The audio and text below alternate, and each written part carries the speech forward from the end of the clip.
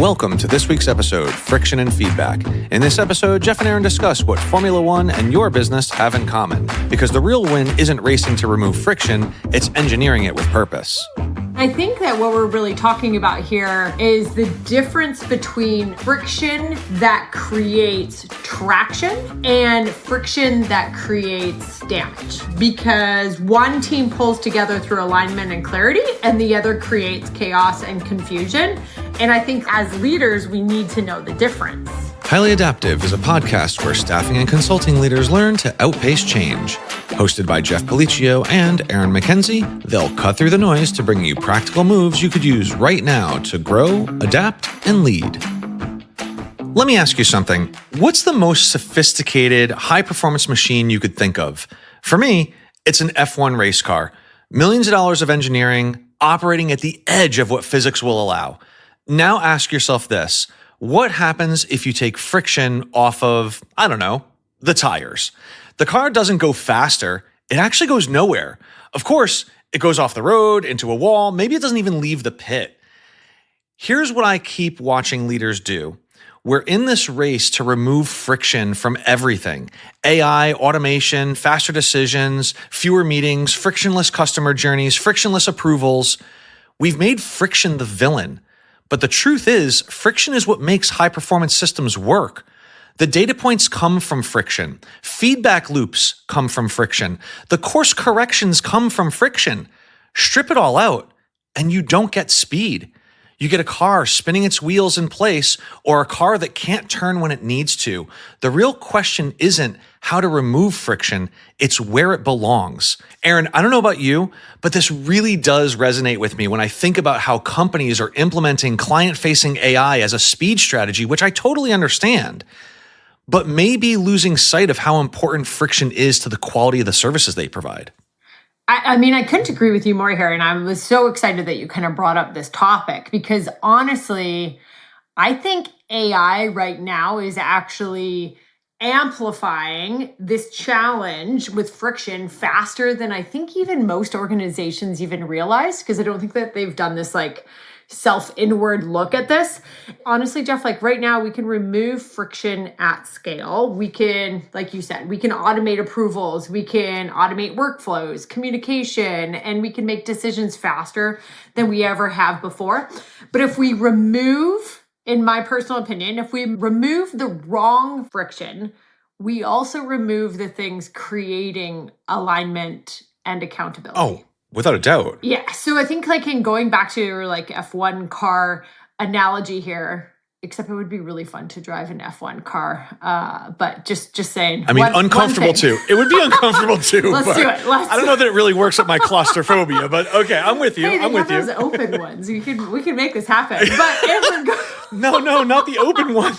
Like the open MRI? Yeah, right? Go ahead, I'm sorry. Hey, that's a whole nother story we might need to tell our listeners about. But if we go to your F1 theory, in all honesty, most everyone wants speed. But when you think about the car only performs because of the grip that's on the tires. It performs because of the teams that are there at the pit stops. And it's really those feedback loops, as you kind of referenced a little bit, but it's also those feedback loops that are between the driver and your pit master, the one that is controlling everything. But if you remove all that friction, then the car is going to lose traction. And I think that what we're really talking about here is the difference between friction that creates traction and friction that creates damage. Because one team pulls together through alignment and clarity, and the other creates chaos and confusion. And I think as leaders, we need to know the difference, understand the difference, and we need to put the right type of friction into our businesses to drive it forward. And I'm sure you see the same thing, running a business. I know I've been in many situations where friction can be really good. And then I've been in other situations where friction absolutely becomes a shit show. Definitely. We've all been a part of these experiences, right? And here's, I think, the difference is I don't think anyone has intentionally considered friction. I think a lot of times we consider feedback. I think a lot of times we consider efficiency or efficacy, but I don't think people think of friction as a strategy. And so I think that is the gap which results in organizations that or situations that we've experienced where friction becomes a detriment as opposed to a key player in moving you forward.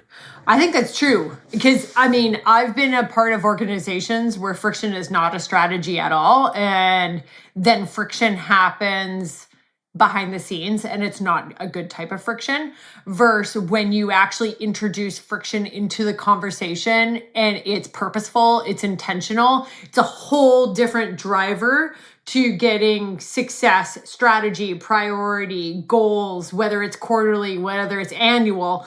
And I think that you need friction. And I think it should be part of a strategy when you have the right type of friction that's been introduced.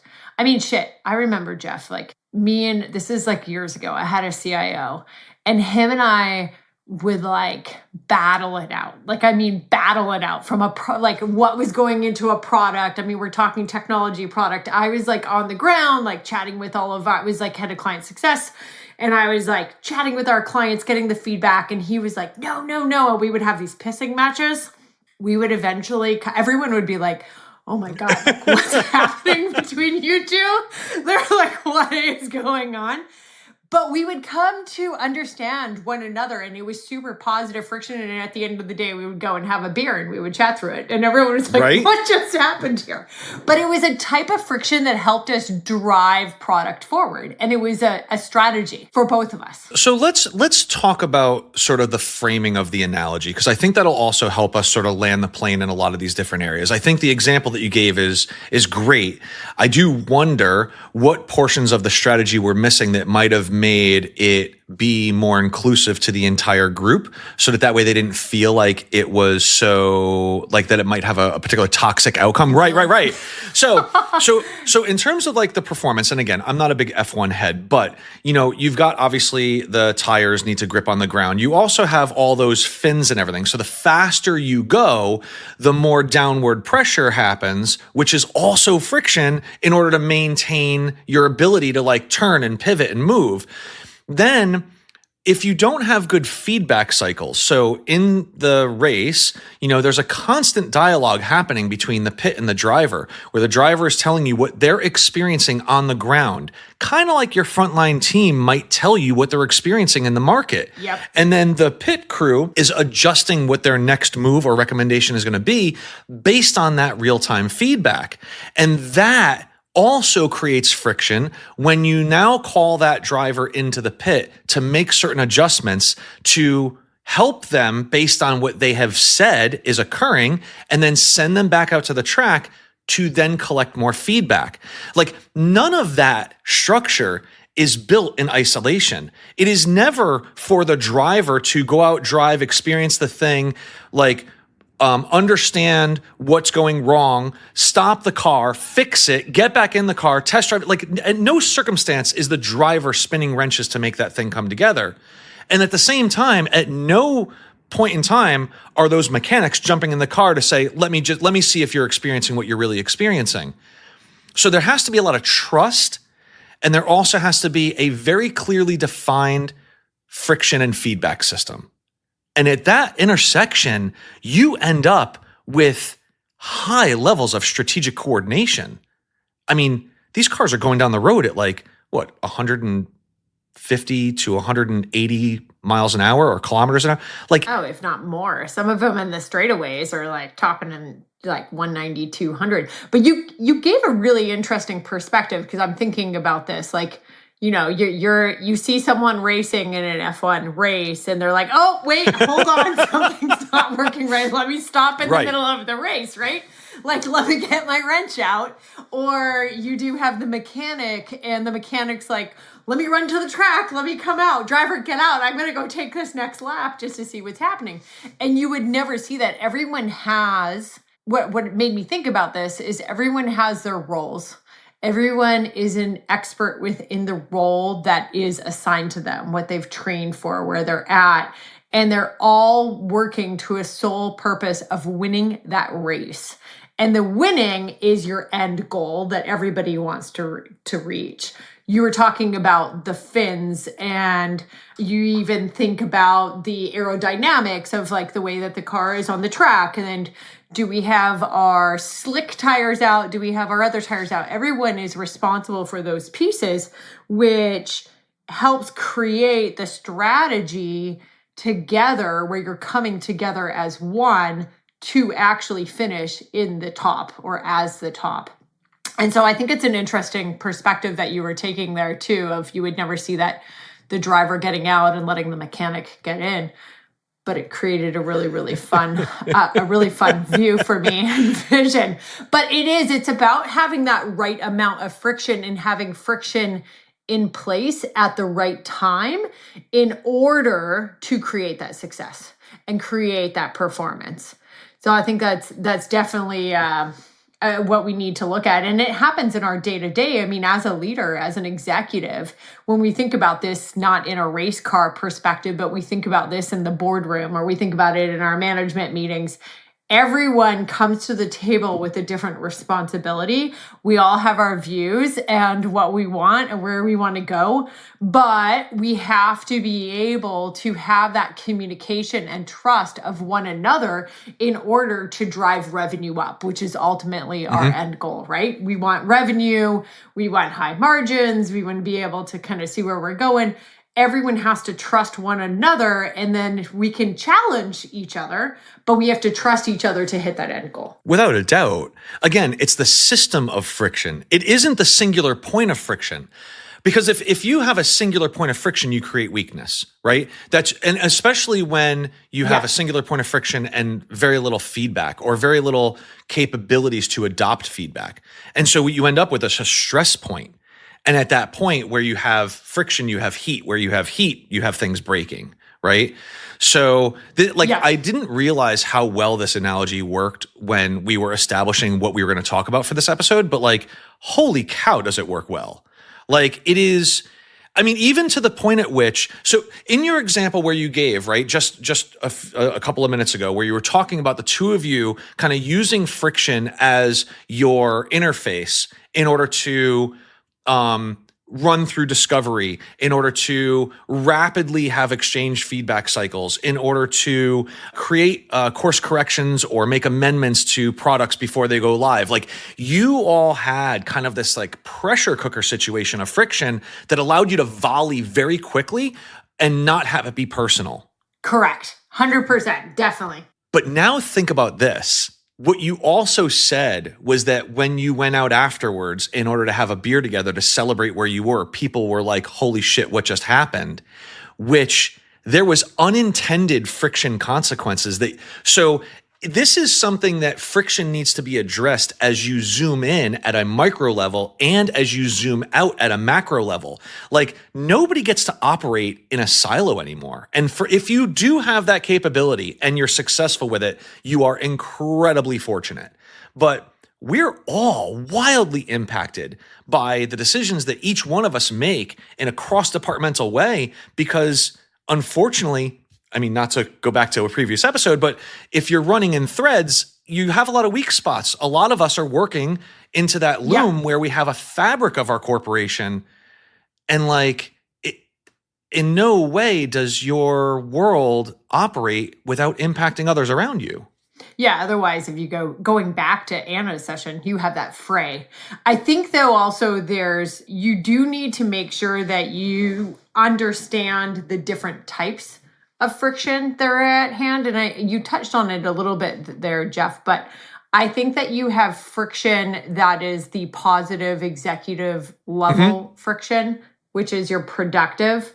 That's going to drive your alignment. That's going to drive bringing your teams together. And then you have that other type of friction, which can be destructive when you're not bringing others into the mix, or you have two people within a team. Like I learned from this, we had two people within our large management team that were creating friction that people were not actually a part of. So we were driving things together, but nobody else was in that mix. So it was almost like it was, if you think of it in the F1 perspective, if I was a driver and my CIO was the actual pit crew, head of the pit crew, nobody else had a channel into our actual headset. It was just me and him, and everyone else was like, what the hell is going on right now? Are we winning this race? Are we not winning this race? Like, what's happening?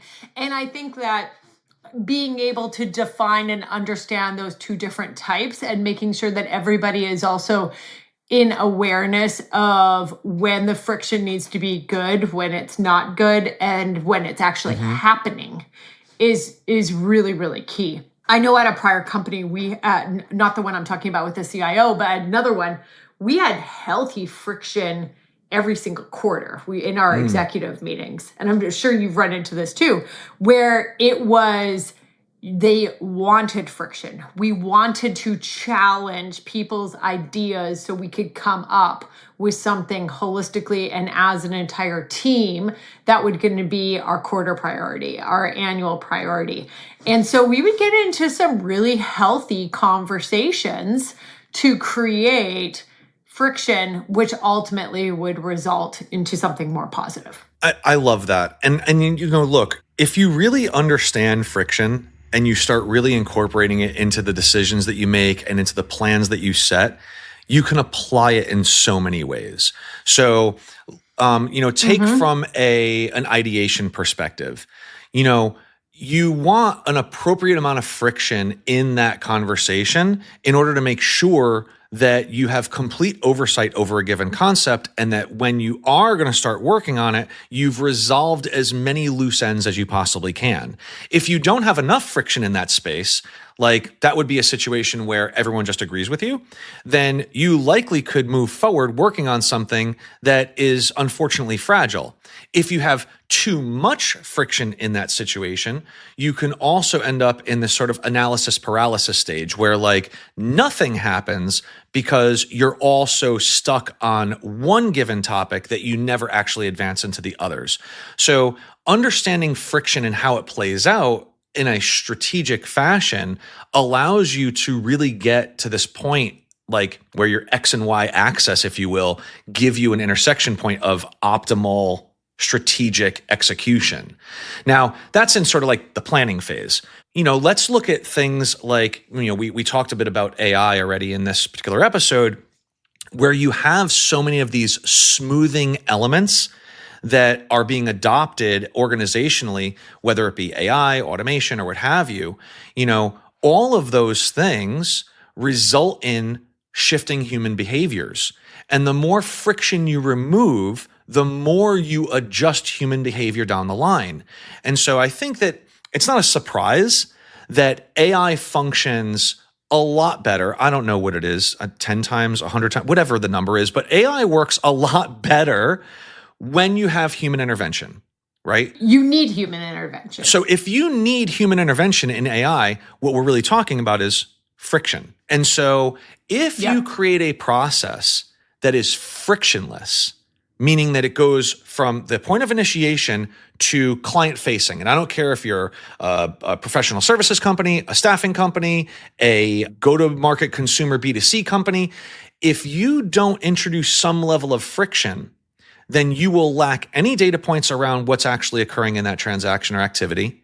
You will also, especially as you get into professional services, which is a bit more dynamic, like marketing, like consulting and advising, like staffing, legal, accounting, all those things, right? If you start to remove too many facets of friction from that interaction, then what you also end up with is a degradation of the brand, a degradation of the value. Like it just continues to go into the slippery slope of decline.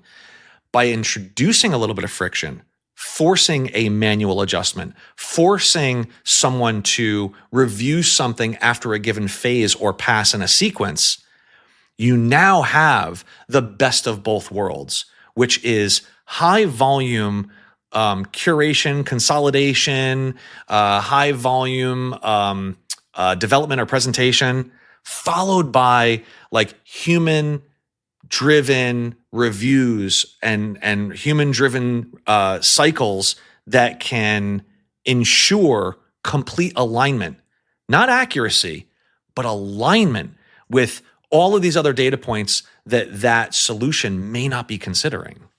So in your analogy, or the way you're chatting there, because I like this, I like where you're going, but essentially the human element is the friction that's in an AI perspective.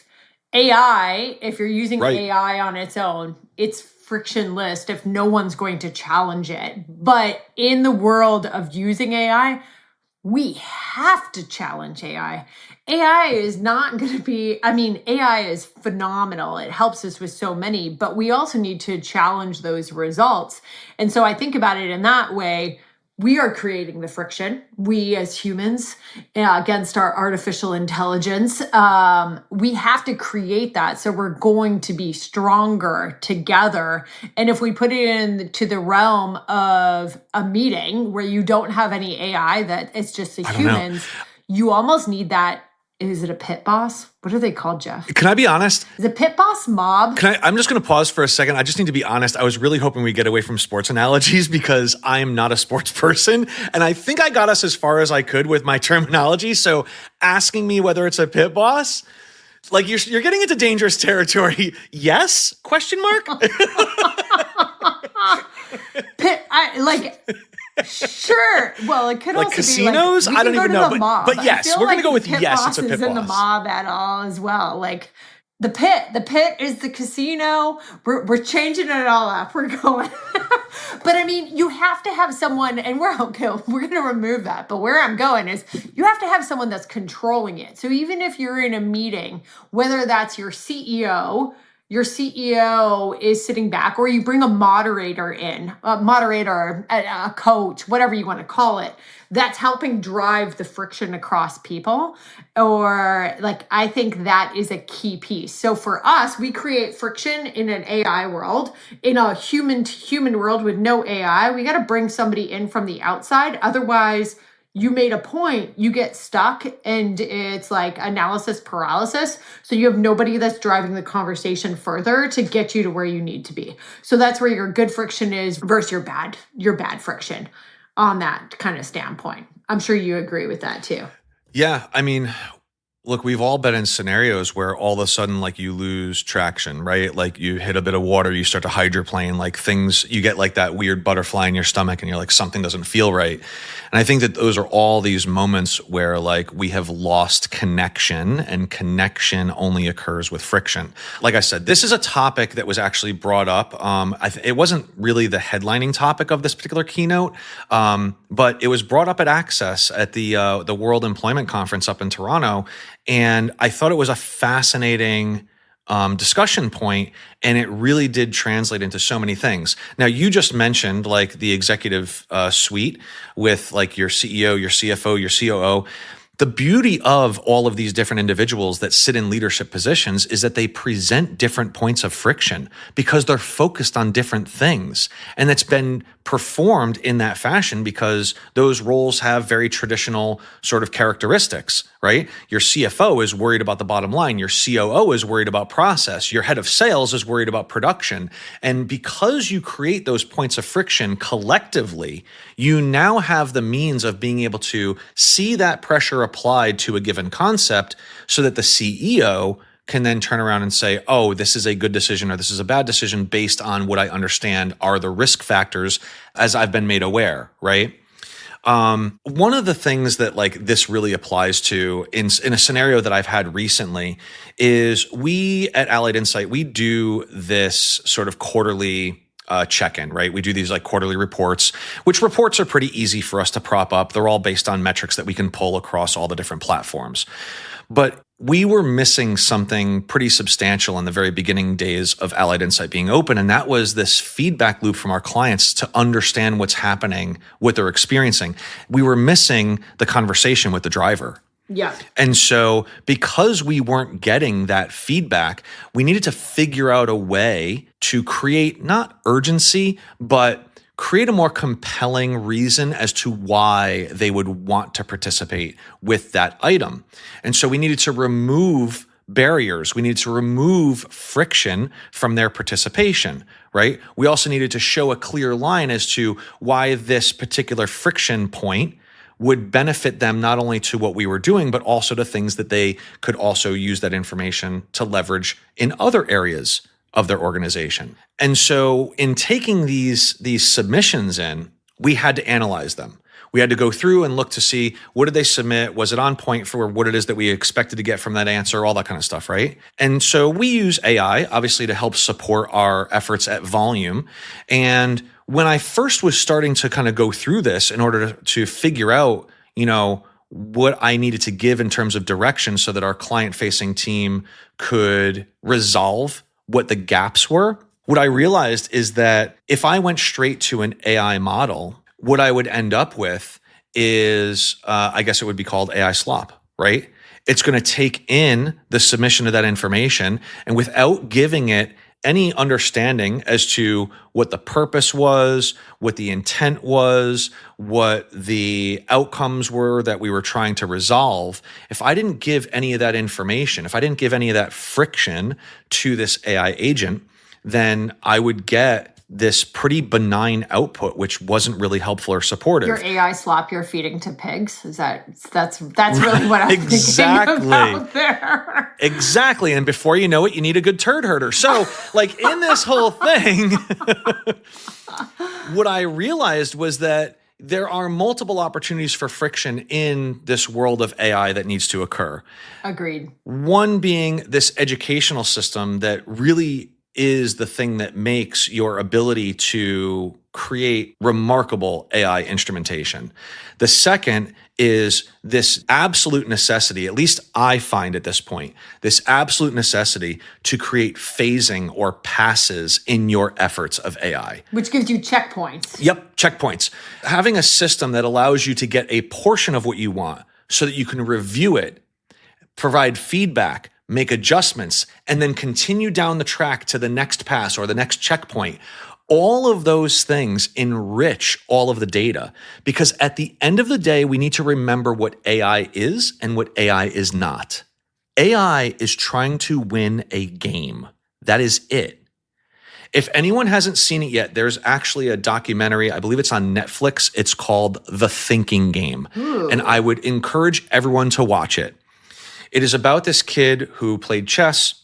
He eventually moved on to start a company. It is a phenomenal documentary. But here's basically what they were doing. They were creating general artificial intelligence. In order to do so, you have to allow it to learn at its own pace. So you give it the least amount of instructions possible. What you say is, earning 1 point is a good thing.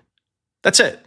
And so as it earns 1 point each time, it moves into that direction each time. And it becomes more frequent, more elaborate, more creative, more collaborative, more everything.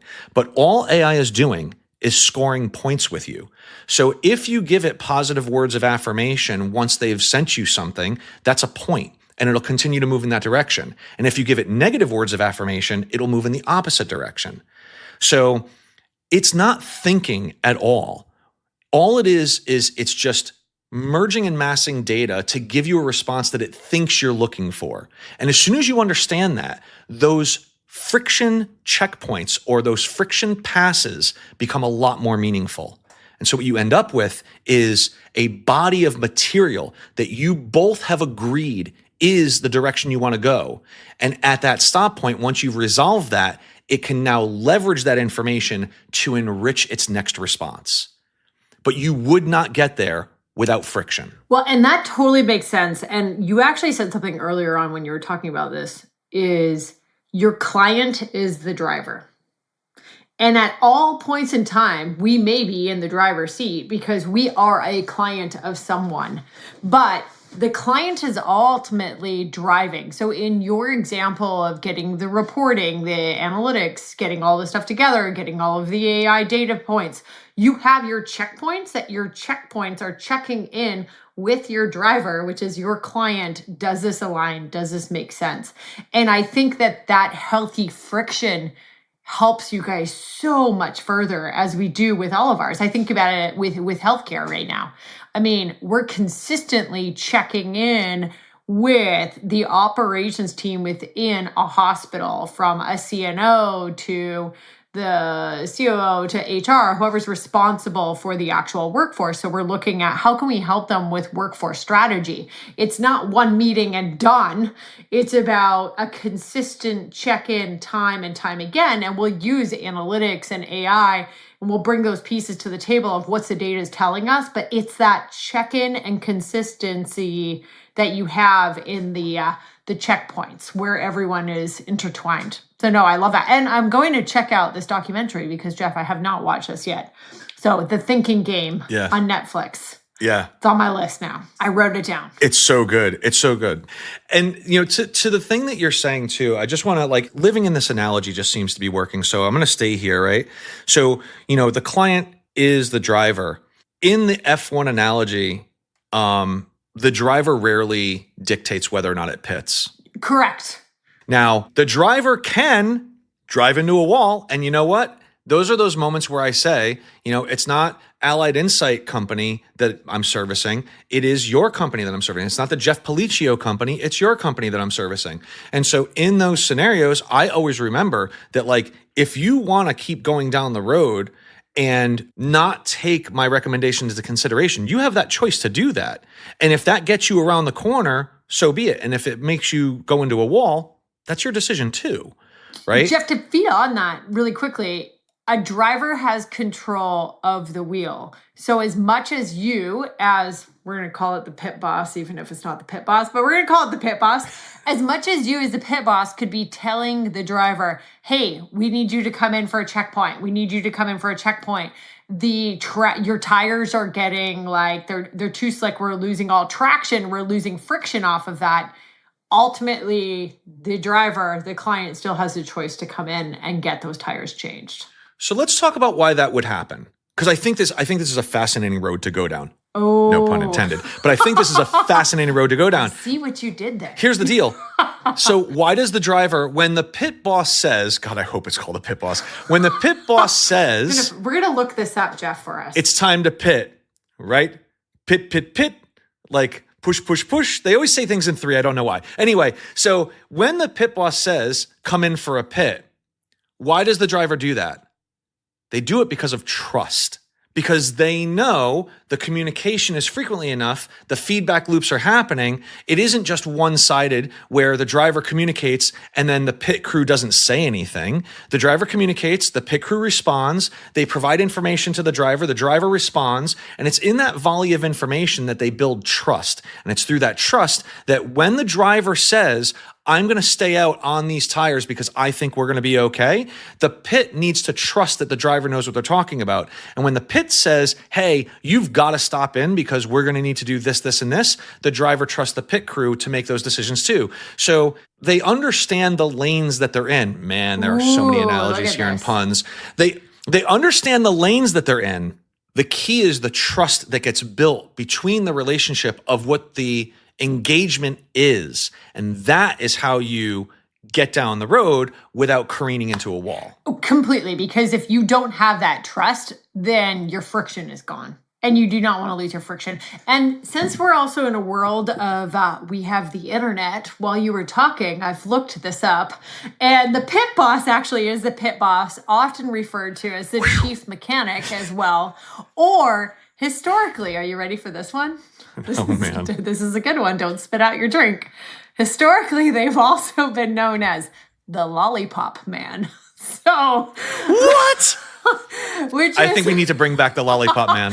I know. Immediately bring it back. This is good. I was immediately I started thinking about Leanne and her the lollipop, the candy cane effect. Yeah, but the lollipop man, or we can still go with the pit boss. But I think you're right. You have to have that trust. You have to be able to build that, and you need to be able to rely on one another. Because, to your point, if your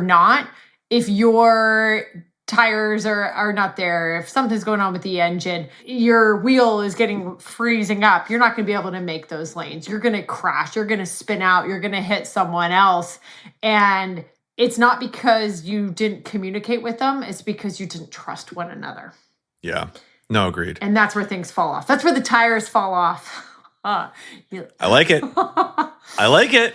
We're in there. Listen, this is probably the best through line we've had so far. I like this. So I'm going to stick with it. So let's get to a little bit of a confessional, and I'll kick it off. I'll share one of my confessions right off the bat. So in starting Allied Insight, we had nothing, right? It's not as though I came from another marketing agency and I was able to reproduce what I was already experiencing or saw the successes that worked there. Like, we literally built everything from scratch, from the ground up. And when you're doing that, unfortunately, you're going to miss things, right? You're going to oversimplify because you're trying to get speed to market. You're trying to resolve things very quickly and expeditiously so that you can, get to the next thing, the next task, or maybe hopefully the next phone call with a prospect. And so one of the things that I had minimized was the importance of internal rinse cycles, meaning that, like, we would always finish a project in a given department and then send it up for review with the person who's managing the client. In our world, we call them either Marcom strategists or marketing managers. So we would send it up to them in order for them to kind of do the quick review and send anything back that needs to. We would have that rinse cycle happening pretty close to what the client was experiencing. And what I realized is that in the beginning, when you're slow, this is not that hard of a task to accomplish. Like, you could manage it pretty easily.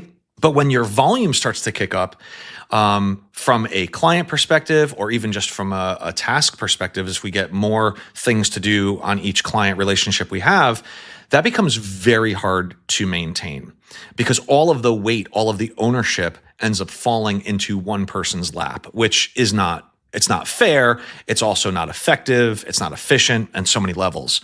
And so what I missed was the importance of this feedback cycle, or this review cycle, or this point of friction that needs to happen at the departmental level, so that when the work is done by the worker, we now actually have 2 friction points per task. So what this means is that we have multiple friction points that happen per task. So let's say that a task goes into said department. I don't care if it's dev, design, content, copy, whatever. It goes into that department. When the individual working on the task is done, we require a pause before they review their own work, so that you're not stuck in your own mindset, but rather the person doing the work can review it with a more critical eye. So in that cycle, we create a pause, which is a friction point, so that way the worker can review the work. Then, once they've approved it, it then goes to an internal department approval. There's a second pause. And now the manager or the quality assurance or whatever might be in that particular department, they will now review the work with the intent of what it is that we were going to create. Second pause, second point of friction. Then, once they're done, now they send it out for the Marcom strategist or the marketing manager to review. That is a third point of friction before it ever hits our client, all ensuring quality and alignment. So what happens if you didn't? If it doesn't meet that criteria, it goes back to the individual.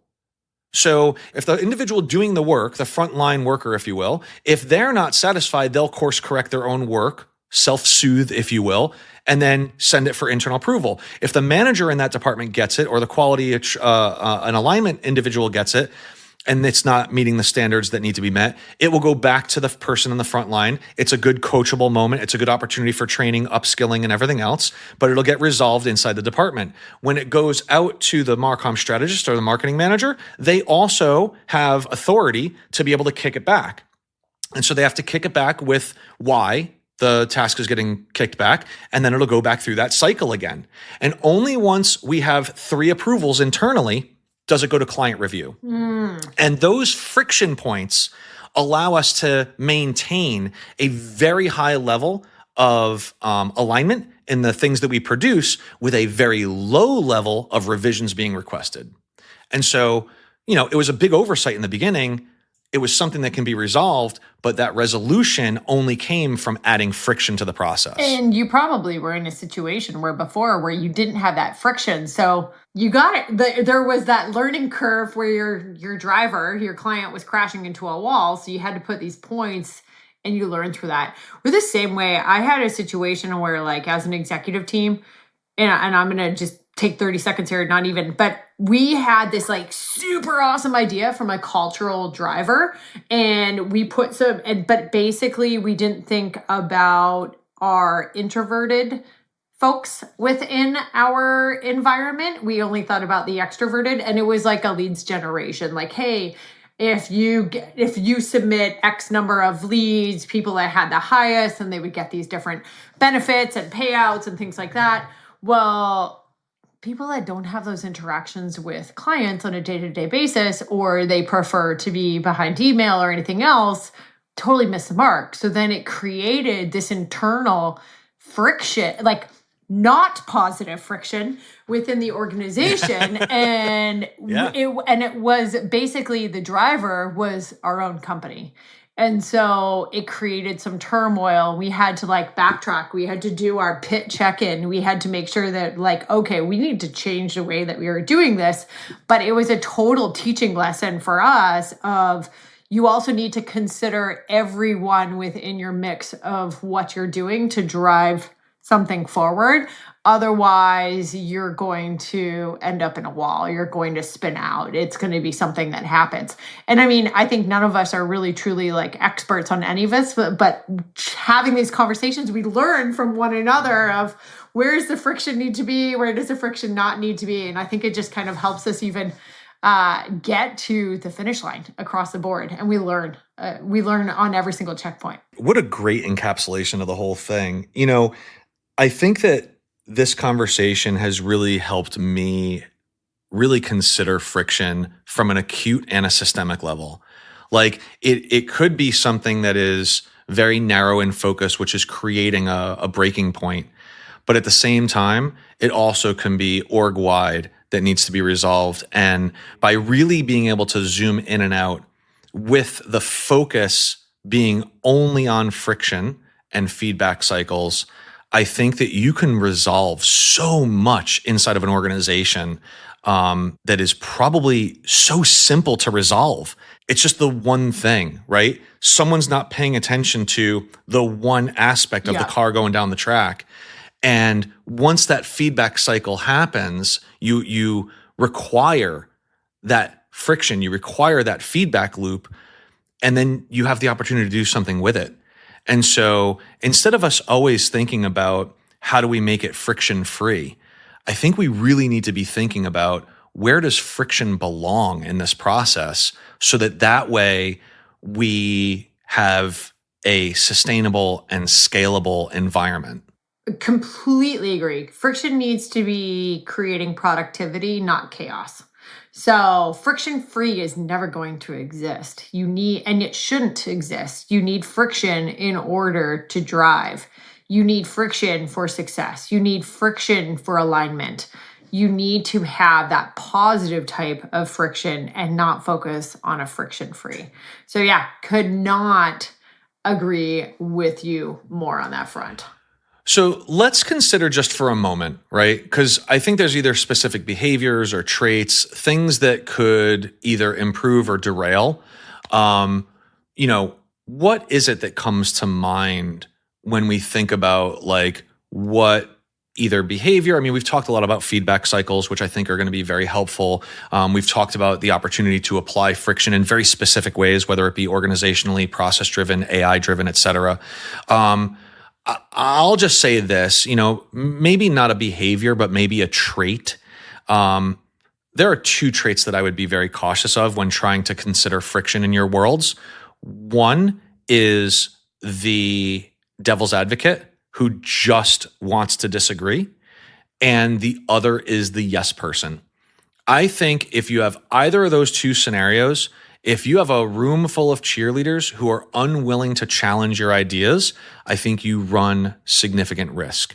And I think if you have nothing but devil's advocates in your world that are trying to challenge the concepts and point out all the reasons why it won't work, I think you will never get out of the pit. And so to me, like those two elements, I think are the kiss of death when it comes to feedback and friction. What do you think? No, I definitely agree. I think also the pit analysis, you need to make sure that you have those pit stops within every single framework that you're doing. If it's a new technology rollout, use that pit stop before a rollout, make a checkpoint before launch, have a retrospective on those failures of the technology or even the successes so you know where to go again. The other piece that I would say is that listeners can even like think about doing when you're thinking about friction is like build a challenge point into any major decisions. Ooh. Yeah. So like those like pressure testing. Yeah, like an intentional challenge point. Have someone challenge the process or the point. So like, what are we missing? What breaks if this doesn't scale? Who does this impact downstream? That was something that we missed when we were doing about it, like culturally. What assumptions are we making that we don't know? But have challenge points, challenge questions, and like that creates healthy friction against what your decisions are. And I think that's needed at an executive level when you guys are thinking about different your goals as you're setting it for the quarter or for the year or priorities that you have in place. I like it. A little impromptu, but I'm going to ask because there's a song that came to mind and I know that we're talking about like mic drop songs. Let's make this one a little bit more thematic though, like one that relates to the thing that we're talking about. So there's one that comes to mind. It's a classic. It's an oldie, but I'm going to add it. And then, yeah, if you have something that pops to mind, I think we should include this. Okay, what song are you going with? I don't even know what year this was in, but I can look it up really quick. It doesn't really matter. I'm going Sammy Hagar, I Can't Drive 55, because I think whether you have too much friction or not enough, you're going to struggle getting to 55 miles an hour. So I'm going Sammy Hagar, I Can't Drive 55. That's where I'm at. Okay. How about you? Okay, I've got two for you that are two car songs. Are you ready? Uh-huh. Okay. Life is a Highway. Ooh. Tom Cochrane. That is a good one. Also Canadian. I love it. So, throw that out there. Little plug. But I think this is good. It doesn't relate to the like F1, but I think that all of this as we're driving are checkpoints that we have. You think about if you're on our life, our journey in what we're doing, it is a highway. We have to turn off on an exit to be able to get gas, get food, whatever it might be. So that's one of them. And then I have a second one. I mean, I just want to point out, like, when there's one day here and the next day gone, sometimes you bend, sometimes you stand. You know what I mean? Like you have to know. Ooh, lyrics. You have to kind of know where you're at. Lyrics. You got to know where you're at. Lyrics are coming out here. Okay, I have one more though, because I think this is good because this is like for all of us. I mean, when you think about friction, when you think about if you don't have friction, you need to be on the road again, regardless, by Willie Nelson. Wow. And we all have to be on the road to something. So we need to make sure that our journey is going in that forward direction. So I've given you two there for little car analogies, car songs. I'll be honest. I thought where you were headed was 1982 Billy Joel's Pressure. Ooh, you know what I mean? Like I thought we were going to kind of go in that zone. Anyway, so this has been fun. This has been great. Look, the next time you're tempted to optimize friction out of your system, ask one question first. Where am I removing it from, and where was it actually doing the work? Because the friction you remove without thinking is the friction you'll wish you had back when the wheels are spinning and nothing is moving. If this hit home, share it with someone who's trying to engineer the friction out of their organization right now. And find us on LinkedIn. We would love to hear where you put friction back in on purpose. Ooh, I like that. Intentional friction. And you guys, thank you so much for joining us and listening to Highly Adaptive. We'll see you next week with another conversation about what shifts when leaders stop fighting against the systems they're trying to build. Until then, find the friction that's working for you and protect it. Big thanks to Allied Insight, not just our sponsor, but an industry leader and preferred marketing partner to staffing and consulting businesses nationwide. If your firm is looking for expert-level support that goes beyond the logo, you know where to go, alliedinsight.com. If this episode helped you, share it with your friends and colleagues and subscribe to the show on Apple Podcasts and Spotify or wherever you listen to podcasts. While you're there, consider leaving us a review, and when you're ready for more industry insights, articles, case studies, and more, find it on allthingsstaffing.com. This episode was produced and edited by Allied Insight, and the music provided by Home Music Stock. Thanks for listening, and we'll see you next week.